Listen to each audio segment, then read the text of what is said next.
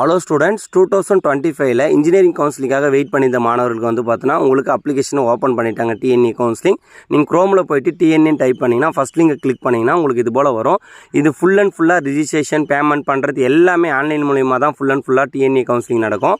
அதுக்கப்புறம் வந்து பார்த்தீங்கன்னா கீழே தள்ளிட்டு வந்தீங்கன்னா click here for BTech registration, அப்புறம் click here for BTech architecture registration சொல்லிட்டு கொடுத்துருக்காங்க. நீங்கள் பிஇ படிக்க போகிறீங்க, பிடெக்சர் படிக்க போகிறீங்கன்னா ஃபஸ்ட்டு அதை கிளிக் பண்ணுங்கள். இதில் வந்து பார்த்தீங்கன்னா உங்களுடைய நேம் 10th அப்புறம் 12th மார்க் ஷீட்டில் எப்படி இருக்கோ அதுபோல் நீங்கள் வந்து பார்த்தீங்கன்னா தெளிவாக டைப் பண்ணுங்கள். ரெண்டாவது உங்களுடைய மொபைல் நம்பர், ரெகுலராக யூஸ் பண்ணுற மொபைல் நம்பர். மூணாவது வந்து பார்த்தீங்கன்னா உங்களுடைய மெயில் ஐடி. நாலாவது வந்து பார்த்தீங்கன்னா உங்கள் மெயில் ஐடி உறுதி பண்ண சொல்லும், அதே மெயில் ஐடி போட்டு உறுதி பண்ணிக்கங்க.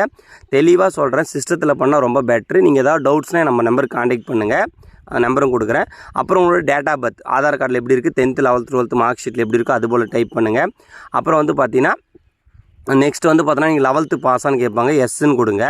ஏன்னா எஸ்ஸாக இருந்தால் தான் நீங்கள் அடுத்த கட்டத்துக்கே போக முடியும். அப்புறம் வந்து உங்களோட குவாலிஃபிகேஷன் வந்து பார்த்தோன்னா 12th கொடுங்க, அதுலேயும் கேட்டிருக்கோம், அதை நீங்கள் கிளிக் பண்ணி வச்சுங்க. அதுக்கப்புறம் வந்து பார்த்தீங்கன்னா உங்களுடைய பாஸ்வேர்டு, இமெயில் ஐடி பாஸ்வேர்டு வேறு, இப்போ கவுன்சிலிங் போடுற பாஸ்வேர்டு வேறு, தெளிவாக போட்டு வச்சுங்க. ஒரு பேப்பரில் எழுதி வச்சுங்க, அதையும் கன்ஃபார்ம் பண்ண சொல்லும், அதை கன்ஃபார்ம் பண்ணி வச்சுங்க.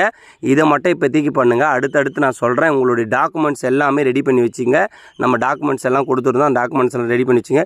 டிஎன்ஏ சம்மந்தமாக ஏதாவது டவுட்ஸ்னால் நம்மளை காண்டாக்ட் பண்ணுங்கள். இந்த வீடியோ சேவ் பண்ணி வச்சுங்க.